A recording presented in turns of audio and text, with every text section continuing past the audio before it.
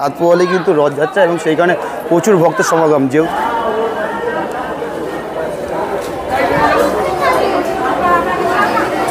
সর্ষে পোড়া দিয়ে মাসির বাড়িতে জগন্নাথকে বশীকরণ করা হয়।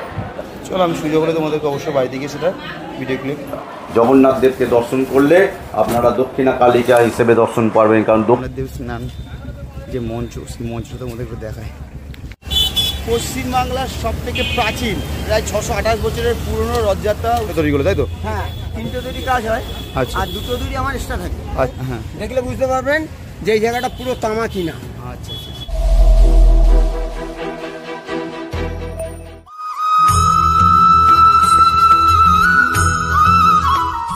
ফ্ল্যাশব্যাক। এই গুড মর্নিং আমার মিষ্টি বন্ধু বান্ধবীরা, আশা করি তোমরা সবাই ভালো আছো। আমি সুমন, আমার চ্যানেল ভবগুরু সুমন ব্লগে আবার একটা নতুন ব্লগ দিয়ে আজকে চলে এসেছি। তো নতুন সকালে আবার নতুনভাবে শুরু করলো, নতুন প্রেরণা নিয়ে এবং তোমাদের ভালোবাসা এবং সাপোর্টিং নিয়ে।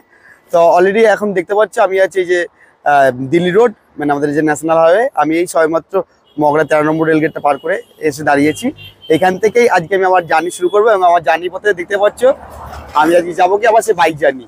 তো তোমাদেরকে বেশ কয়েকদিন বাইক জার্নি দিইনি, আবার সেই বাইক জার্নি নিয়ে আজকে যাবো কোথায় সেটা অলরেডি তোমার টাইটেল এবং থাম্বনেলে আশা করি দেখে বুঝেছো। তো তবুও আমি তোমাদেরকে এই মুহূর্তে বলবো না আমি কোথায় যাচ্ছি, কিন্তু আমি এখান থেকে এখনো প্রায় 30 কিলোমিটার বাইক জার্নি করবো।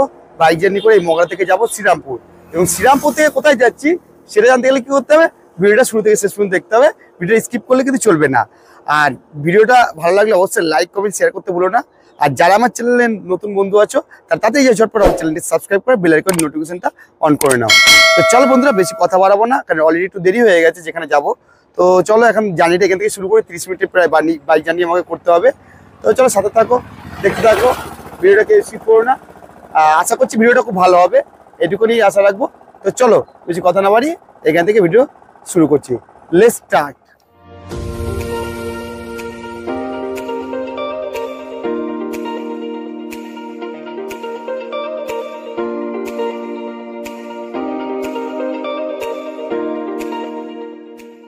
ফাইনালি বন্ধুরা, আমি প্রায় 40 মিনিটের বাইক জার্নি করে শেষমেশ আমি চলে এসেছি আমার আজকের গন্তব্য, যেটা কি শ্রীরামপুরের মাইসের রথ। এবং আমার পিছনে দেখতে পাচ্ছ যে মাইসের যে জগন্নাথ মন্দির, সেই মন্দিরটা আগে তোমাদেরকে আমি ঘুরিয়ে নিই। তারপর আমি তোমাদেরকে রথের মানে শেষ মুহূর্তে, মানে রাত পোহালেই যে আজকে আগামীকাল যে রথযাত্রা এবং তার যে প্রস্তুতি শেষ মুহূর্তে সেটা কি চলছে সেটাও তোমাদেরকে দেখাবো। তো যার জন্য কিন্তু আমি আজকে অত দূর থেকে এসেছি। তো চলো সাথে থাকো, আমি এবার ভিতরে মন্দিরের ভিতরে প্রবেশ করি এবং করে সেখানে ভিতরে মন্দিরটা ঘুরিয়েও দেখাবো এবং মন্দির সম্বন্ধে অনেক জানার বা অজানা অনেক ইতিহাসই তোমাদের সঙ্গে শেয়ার করব। তো চলো সাথে থাকো, দেখতে পাচ্ছি মন্দিরের প্রবেশদ্বার মূল এবং বাইরের লুকটা দেখো তোমরা। দেখতে পাচ্ছ মন্দিরের সিংহদ্বারে দুধারে দুটো গুরুদেবের মূর্তি রয়েছে, বাঁদিকে এবং ডান দিকে। এবং দেখতে পাচ্ছ পাশে একটা ব্যানার রয়েছে, এবছর এই মন্দিরে 628তম রথযাত্রা উৎসব। সেই কারণে এইখানকার এবছরের যে অনুষ্ঠান সূচি আছে সবটাই কিন্তু এখানে লিখে দেওয়া হয়েছে, তোমরা একটু পজ করে দেখে নিও। দেখতে পাচ্ছ। চলো এবার আমরা ভিতরে এন্ট্রি করি।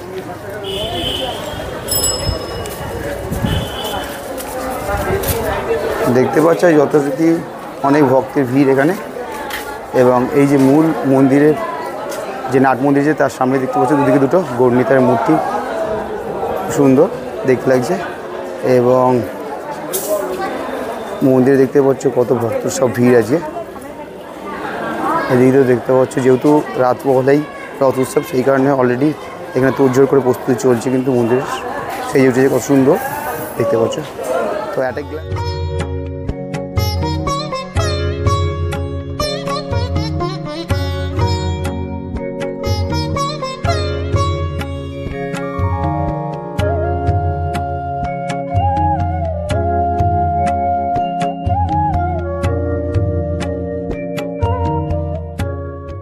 চলো ফার্স্ট তোমাদেরকে আমি মন্দিরটা দর্শন করাই। এই আস্তে আস্তে আমরা মন্দিরের দিকে এগিয়ে যাই এবং মূল মন্দিরের ডান দিকে দেখতে পাচ্ছি এরকম একটা, যেহেতু এখানকার বিভিন্ন 1 মাস ধরে এখানে মেলা চলবে এবং সেই কারণে বিভিন্ন রকম অনুষ্ঠান রয়েছে প্রতিদিন, সেটা আমি দেখিয়ে দিয়েছি অলরেডি ভিডিওতে। তো সেই কারণে এই যে মঞ্চ তৈরি হয়েছে, এখানেই সমস্ত রকম অনুষ্ঠান কিন্তু মন্দিরের ভিতরে হবে। তো চলো মন্দিরে তোমাদের একটু আগে ভগবানকে দর্শন করায়।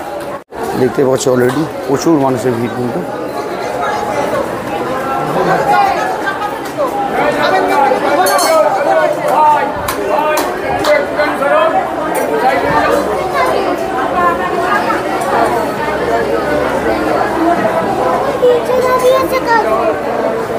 দেখতেই পাচ্ছ 14 দিনের স্নার পর জগন্নাথের মন্দির যে খোলা হয়েছে এবং জগন্নাথদের খুব সুন্দর বেশভূষায় সাজানো হয়েছে। দেখতে পাচ্ছ অলরেডি ভিতরে সব পূজা অর্চনা চলছে।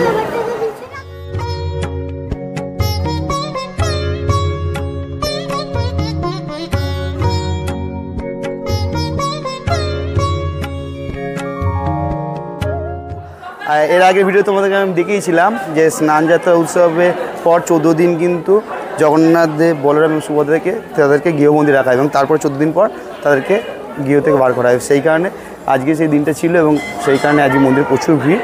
তো চলো মন্দিরের চারিদিকটা তোমাদেরকে আরও আশেপাশে অনেক কয়েকটি মন্দির আছে, সেগুলো তোমাদেরকে ঘুরে দেখায় এবং মন্দিরের সম্বন্ধে অনেক কিছু কথা তোমাদেরকে বলবো। তো চলো বন্ধুরা, তোমরা দেখতে পারলে এই যে ঠাকুমা আমাকে একটা তিলক দিয়ে দিল। আমি বলছিলাম যে ঘেমে যাবো তো উঠে যাবে, তো বললো কী আছে জগন্নাথের নামে দিয়ে নিলাম টিকাটা, তো নিয়ে নিলাম ফাইনালি।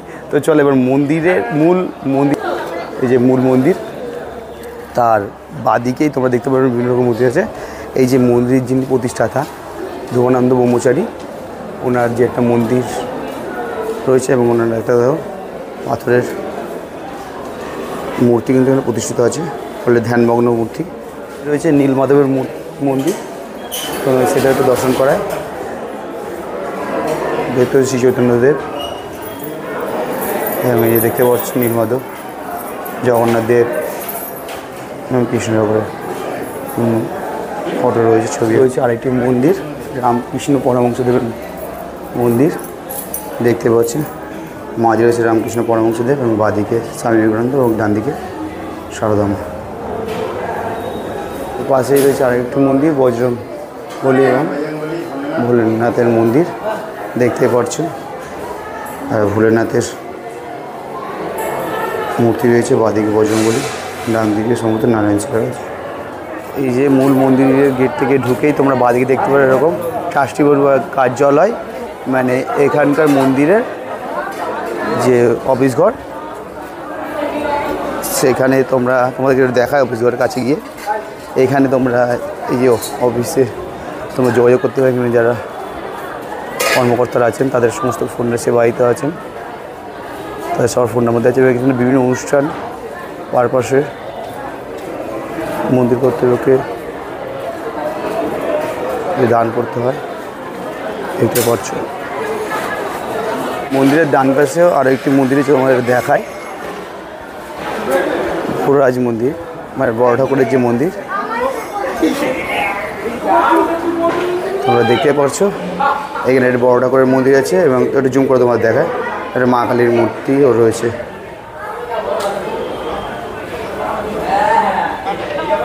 দুপুর 12:30 বেজে গেছে অলরেডি। ঠাকুরকে ভোগ প্রদান করার জন্য ভোগ আরতি অলরেডি হয়ে গেছে, যার ফলে দেখতে পাচ্ছ তোমরা ঠাকুরের প্রধান গেট, মানে গর্ভগৃহের গেট বন্ধ। তো চলো এরপরে প্রত্যেকটা ভক্তদের ভোগের প্রসাদ প্রদান করা হবে। তো সেটাও আমি তোমাদেরকে দেখাবো, যদি সুযোগ হয় ভগবানের প্রসাদ গ্রহণ করা, তো সেটা আমি তোমাদেরকে দেখাবো, তোমার সাথে শেয়ার। তোমাদেরকে বলেছিলাম অলরেডি এখানে দুপুর 1টার পর থেকে ভোগ আরতি হয়ে যাওয়ার পর এখানে কিন্তু প্রসাদ বিতরণ করা হয়। তো সেই জন্য কিন্তু তোমাদেরকে কুপন কাটতে হবে, মানে এখানকার এক একজনের পালা চলে এক এক দিনে বিভিন্ন সেবায়িতদের। তো আজকে যাদের পালা তাদের কিন্তু এই যে আমার হাতে দেখতে পাচ্ছ এই যে ভোগ প্রসাদের অলরেডি আমি এটা পার্সেল করে দিয়েছি, মানে ওদেরকে তোমরা চাইলে এই যে ভোগ ঘরটা দেখতে পাচ্ছ এখানে বসেও তোমরা খেতে পারবে। আর যদি তোমরা মনে করো যে না বসে খাবে না, তাহলে তোমরা এভাবে ওরা এই খুব সুন্দর প্যাকেজিং ব্যবস্থা আছে, ওরা সেই প্যাকেজিংয়ের মাধ্যমে তোমাকে পার্সেলও করে দেবে। তো চলো, আমার হাতে যেহেতু খুব একটা বেশি সময় নেই, আমার আর কাজ আছে, তো আর প্রভুর প্রসাদ সবাইকে নিয়ে সাথে ভাগ করে খাওয়াই ভালো। তো চলো, সেই কারণে আমি নিয়ে নিয়েছি, বাড়িতে গিয়ে সবার সঙ্গে শেয়ার করে খাবো। তো যদি সুযোগ হয় তোমাদেরকে অবশ্যই দেখাও। তো চলো বন্ধুরা, সবাই তোমাদের প্রসাদ আমি ভালো করে একটু দেখিয়ে দিই। দেখতে পাচ্ছ একটু দিকে আছেন এখানে, খুব সুন্দর আছে এবং বিভিন্ন রকম সব আশা করছি তোমরা বুঝতে পারছো।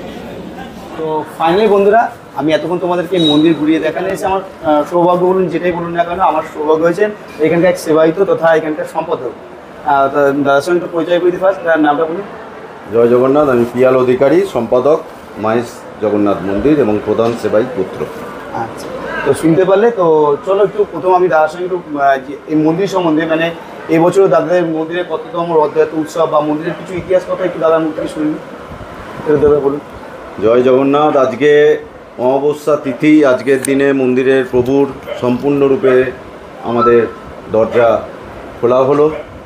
গতকাল আমাদের 4 জুলাই আমাদের ঝটিকা দর্শন বলা হয়, ঝলক দর্শন। আমাদের সন্ধ্যা আরতির পর আমাদের মহাপ্রভুর যে গর্ভগৃহ সেই দ্বার আমরা 5 মিনিটের জন্য আমরা খুলে রেখেছিলাম।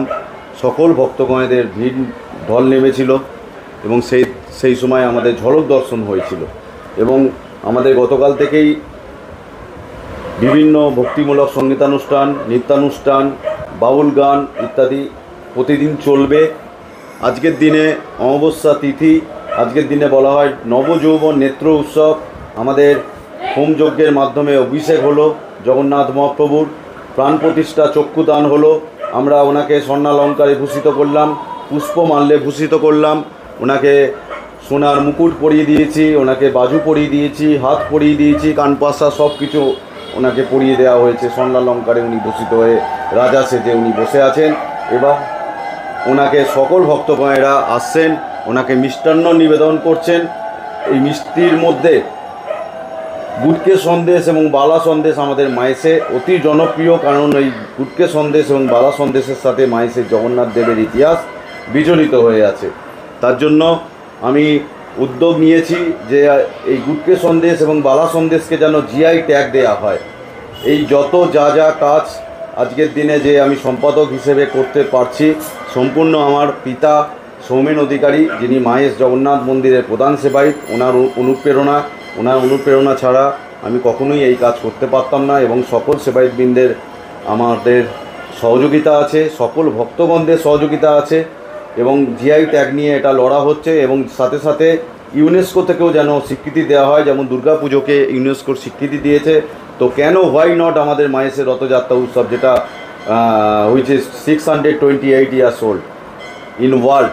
আগামী যেমন 7ই জুলাই রথযাত্রা উৎসব, ঠিক সেরকমই আমাদের রথযাত্রা উৎসব ছাড়াও রথযাত্রা থেকে উল্টো রথের মধ্যে দুটো বিপত্তারিণী হয়। একটা একদিন পড়বে হোরা পঞ্চমী উৎসব। এই হোরা পঞ্চমী উৎসবও আমাদের খুব বিখ্যাত, কথিত আছে 12 মুঠে সর্ষে 13 মুঠে রাই, চলে সর্ষে কামাখ্যা যাই, সর্ষে করে চরবর জগন্নাথের মন করে ধরপর। এই সর্ষে পোড়া দিয়ে মা লক্ষ্মীকে আমরা নিয়ে যাই নাগরদোল্লা করে, মশাল জ্বালিয়ে সর্ষে পোড়া দিয়ে মাসির বাড়িতে জগন্নাথকে বশীকরণ করা হয়।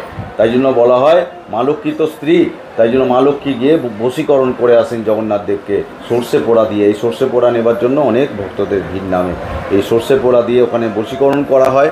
এবং এই রবিবার দিন যেটা আমি বলতে যাচ্ছি, চৈতন্য মহাপ্রভুর দ্বাদশ গোপাল উৎসব বলে খ্যাত মায়েসে।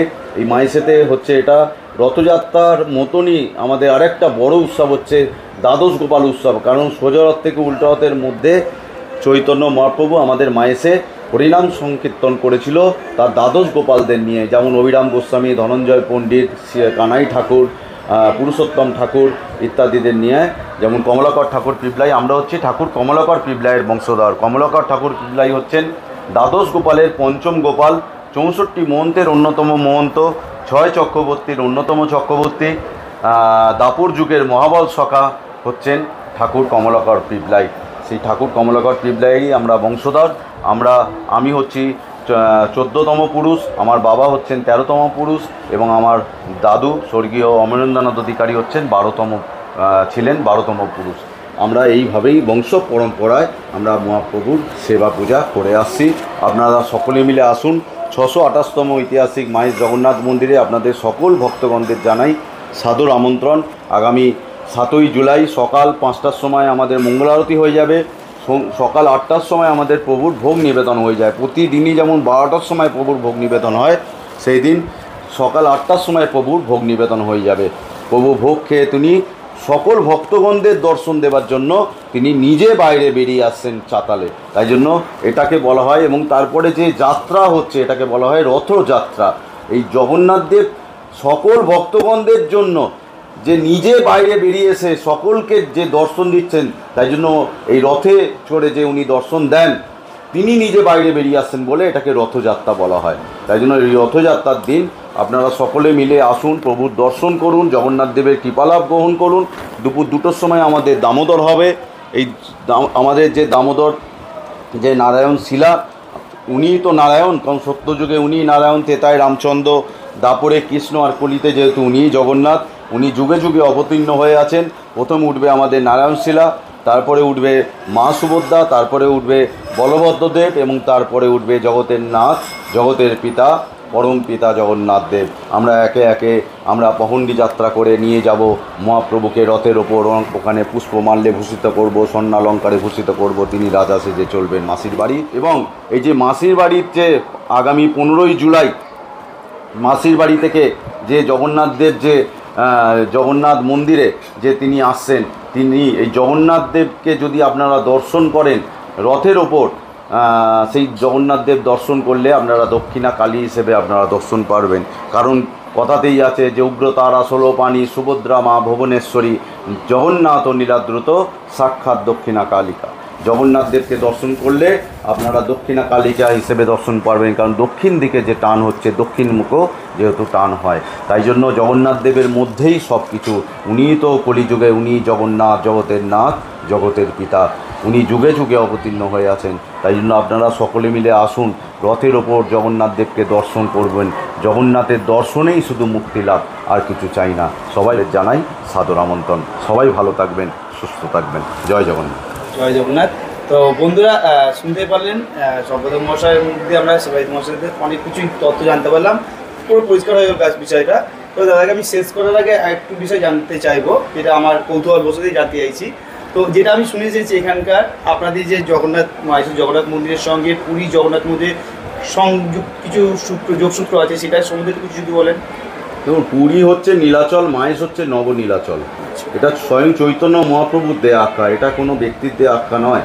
কারণ যখন পুরীতে গিয়ে আমাদের সাধক ধ্রুবানন্দ ব্রহ্মচারী যখন তিনি নিজ হস্তে ভোগ নিবেদন করতে গিয়েছিলেন, সেইখানকার পাণ্ডারা তাকে অপমানিত লাঞ্ছিত করে বার করে দিয়েছিলেন আজ থেকে 628 বছর পূর্বে। সেই সময় তিনি মনের দুঃখে জগন্নাথ দেব যখন স্বপ্ন দিলেন যে হে ধ্রুবানন্দ, তুমি আত্মহত্যা করো না, আত্মহত্যা হচ্ছে মহাপাপ, তুমি মায়েসেতে ফিরে যাও, মায়েসেতে ফিরে ভাগীরথীর তীরে এক নিমকাঠ ভেসে পাবে, সেই নিমকাঠ থেকেই তুমি আমার মূর্তি তৈরি করো এবং বঙ্গদেশে তার নাম প্রচার করো। তো তার জন্যেই তিনি চলে এলেন সেই মায়েসের অভিমুখে, এসে ভাগীরথীর তীরে অধীর আগ্রহে অপেক্ষা করতে লাগলেন কখন তার প্রাণের ঠাকুর, প্রেমের ঠাকুর দেখা দেবেন। তো একদিন মুষলধারে বৃষ্টি হচ্ছে, সেই বৃষ্টির মধ্যে আলোর তরঙ্গের মধ্যে আলোড়িত হচ্ছে এক কাষ্ঠখণ্ড। তিনি বুকে করে তিনি সেই কাষ্ঠখণ্ডটাকে পাড়ে এসে নিয়ে রাখলেন, এবং তারপরের দিন প্রত্যুষে এক সূত্রধর এসে উপস্থিত হলেন। সেই সূত্রধর আর কেউ নয়, বলা চলে স্বয়ং বিশ্বকর্মা। সেই সূত্রধরকে তিনি নির্দেশ দিলেন এক বড় ঘনশ্যাম রূপ তাকে তৈরি করে দিতে হবে, এবং সেটি হবে জগন্নাথ দেবের রূপ। তার থেকে অপেক্ষাকৃত ছোট রূপ হবে বলভদ্র দেবের রূপ, এবং তার থেকেও ছোট রূপ হবে মা সুভদ্রার রূপ। সেই যে 628 বছরের স্বপ্নাদৃষ্ট দারমূর্তি এখনও পর্যন্ত আমাদের মায়েসে জল করছে বিদ্যমান। মায়েসের রথযাত্রা হচ্ছে সারা ভারতবর্ষ বিখ্যাত বলতে হবে।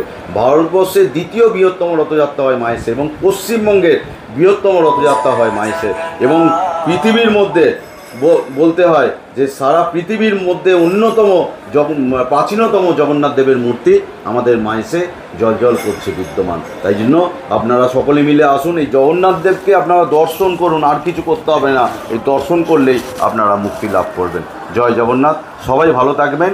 আগামী 7ই জুলাই সকল ভক্তগণদের জানাই সাদর আমন্ত্রণ। মায়েসের জগন্নাথ মন্দির জগন্নাথ জিউ ট্রাস্টি বোর্ডের পক্ষ হইতে সম্পাদক হিসেবে সকল ভক্তগণদের আমি আমন্ত্রণ জানাচ্ছি। আমাদের মায়েসের রথযাত্রা উৎসবে আপনারা সামিল হন, জগন্নাথ মহাপ্রভুর কৃপালাভ গ্রহণ করুন। জয় জগন্নাথ। ধন্যবাদ। মন্দির থেকে তোমাদেরকে মেন মেলার মাঠ যেটা, সেখানে তোমাদেরকে নিয়ে যায়। এখানে কিন্তু রথ উপলক্ষে রথ থেকে উল্টো রথ পর্যন্ত একটা মেলা বসে, এটা এই যে মেলা প্রাঙ্গনে দেখতে পাচ্ছ, অলরেডি এখানে দেখতে পাচ্ছ সমস্ত মেলা রাইড চলে এসেছে, এবং সেগুলো তো উজ্জ্বল করে কাজ চলছে। বাদিক দিয়েও তোমরা দেখতে পারবে। সামনে গিয়ে একটু দেখায় যেখানে সেই জগন্নাথ দেবের স্নান যে মঞ্চ, সেই মঞ্চটা তোমাদের একটু দেখায়। এই যে সেই জগন্নাথ দেবের স্নান মঞ্চ অলরেডি তোমরা দেখতে পাচ্ছ। এখানেই কিন্তু প্রতি বছর জগন্নাথ স্নান যাত্রা উৎসবের দিন এখানে প্রচুর এই যে মাঠটা দেখতে পাচ্ছ মেলা মাঠ, এই মাঠের সামনে কিন্তু হাজার হাজার দর্শকের বা ভক্তর সামনে কিন্তু জগন্নাথ দেবের স্নান উৎসব অনুষ্ঠিত হয়। 1 hour later. তো ফাইনালি বন্ধুরা আমি আমার 40 মিনিটের যে bike journey 30 kilometre bike journey করে শেষমেশ চলে এসেছি আমাদের আজকের গন্তব্য সেই শ্রীরামপুরের মহেশের রথ, যেটি পশ্চিমবাংলার সবথেকে প্রাচীন প্রায় 628 বছরের পুরনো রথযাত্রা উৎসব। এবং আমি পিছনে দেখতে পাচ্ছি অলরেডি মানে রাত পোয়ালেই কিন্তু রথযাত্রা উৎসব এবং সেই কারণে তোড়ঝোড় করে কাজ চলছে। দেখতে পাচ্ছ অলরেডি এখানে যে কর্মীরা আছেন রথে তারা কিন্তু তোড়ঝোড় করে কাজ চলছে। এবং পিছনে দেখতে পাচ্ছ এই যে গেটটা, যেটা দেখলে আশা করি তোমরা বুঝতে পারছো যে আমরা অলরেডি মহেশে চলে এসেছি।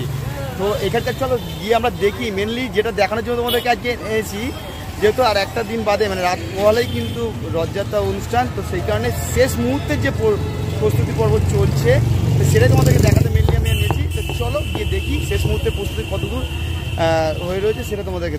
তো তোমরা দেখতে পারছো ফাইনালি যে এখানে যে তোড়ঝোড় করে কাজ চলছে, এখানকার যারা কর্মীরা দিনরা ত্যাগ করে শেষ মুহূর্তে একদম অন্তিম লগ্নে এসে পৌঁছেছে, মানে রাতটা পোয়ালে কিন্তু রথযাত্রা অনুষ্ঠান।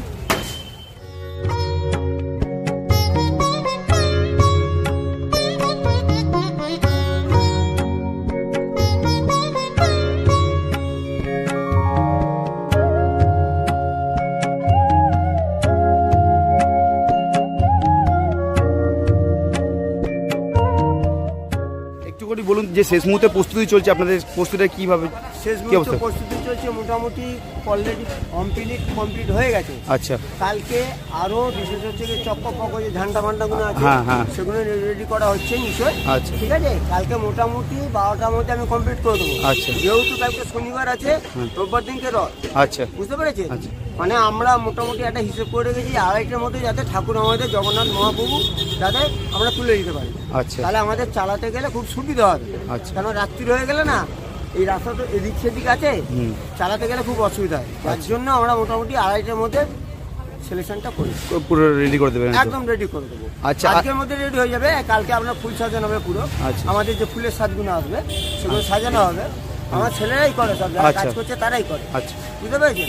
আর এই যে দড়ি প্রসঙ্গটা বলছিলেন যে রথের যে দড়িটা আছে, দড়িটা একটু দেখান। হ্যাঁ, আমার এখানে মোটামুটি আপনার 5খানা দড়ি আছে। আচ্ছা, ঠিক আছে, অলরেডি 5খানা দড়ি আছে। এই 3টে দড়ি কাজ হয়, এই মোটামুটি দড়িগুলো, তাই তো? হ্যাঁ, 3টে দড়ি কাজ হয়। আচ্ছা, আর 2টো দড়ি আমার এক্সট্রা থাকে। আচ্ছা, ইনকেস যদি কোনোটা ফেল হয়ে যায় হ্যাঁ সেটাকে আমাকে কেয়ার করতে হবে। আচ্ছা, বুঝতে পেরেছেন। আর এই যে ছাতাগুলো বা এইগুলো দেখছেন এগুলো সব 3টে ছাতা যাবে আপনার। একটা হচ্ছে গিয়ে বলরামের, একটা হচ্ছে গিয়ে সুভদ্রার, আর একটা হবে মহাপ্রভু জগন্নাথের। আর 2টো ঘোড়া দেখছেন এই 2টো সামনে লাগানো হবে। সামনে লাগানো হবে। আচ্ছা, এই ছাতাগুলো সবই তো মেরামত ঠিকঠাক করা হবে, তাই তো? হ্যাঁ, তো হয়ে গেছে, নতুন করে আবার ডেভেলপ করেছি, দড়ি দিয়ে ডেভেলপ করেছি। আর সবগুলো নতুন করে রিনোভেশন করা হয়ে যাবে, তাই তো? একদম। আর এগুলো সবই ধাতব, সবই মেটালের তো এগুলো? এই রড এগুলো সব না, এগুলো মেটালের না? আচ্ছা, এটা পুরোর উপর আছে। আচ্ছা, এটা মহাপ্রভু জগন্নাথের, এটার উপর, তাই তো? পাক্কার উপর আছে, পুরোটার উপর আছে। একদম টোটাল উপর। আচ্ছা, এই যে ঘোড়া দেখছেন, হ্যাঁ, এগুলো পপুলার তামার আছে, তামার, একদম কনফার্ম তামার। এরপর শুধু রং চাপানো আছে, তাই তো? হ্যাঁ, তার উপরে রং চাপানো হয়েছে। আপনি এখানটা দেখতে পারেন, হ্যাঁ, দেখলে বুঝতে পারবেন যে এই জায়গাটা পুরো তামা কিনা। আচ্ছা, আচ্ছা, পপুলার তামা, আচ্ছা, তাই না? পপুলার তামা। তো আমরা সুশান্ত বিশ্বাস, আচ্ছা, ফাল্গুনী শাখা বোস, আচ্ছা, আমার মেন মালিক। ঠিক আছে, ফাল্গুনী শাখা মেন আমার মালিক। আচ্ছা, আর আমি হচ্ছে গিয়ে 16 বছর থেকে আজ পর্যন্ত আমার 55 বছর হয়ে গেল আমি রথ চালনা করি, আমি চালাই। আর আমার বাবা চালা থাকে জয়দেব বিশ্বাস। আচ্ছা, আচ্ছা, ধন্যবাদ। ফাইনালি বন্ধুরা, আমাদের আজকের ভিডিও এ পর্যন্তই। আশা করি আমি তোমাদেরকে আজকের এই ভিডিওতে মেনলি যেটা দেখাতে নিয়ে এসেছিলাম, মানে আর রাত পোয়ালেই যেহেতু রথযাত্রা একটা দিন বাকি মাঝে, তো সেই কারণে রথের শেষ মুহূর্তের কী প্রস্তুতি ছিল তো সেটাই তোমাদের মেনলি দেখাতে নিয়ে এসেছিলাম। তো আশা করি তোমরা অনেকটা ইনফরমেশন পেয়েছি। আর তোমাদেরকে আমি বলবো এখানে তোমরা কিভাবে আসবে। এখানে যারা তোমরা ট্রেনে করে আসতে চাও তারা হাওড়া কাটোয়া বা হাওড়া বর্ধমান বা যে কোনো লোকাল ট্রেন ধরে মেল লাইনের তোমরা শ্রীরামপুর স্টেশন নামবে এবং সেখান থেকে টোটো পথে মাত্র 15 টাকা ভাড়া নেবে, তোমাদের সোজাই মহেশ রথের সামনে নিয়ে চলে আসবে।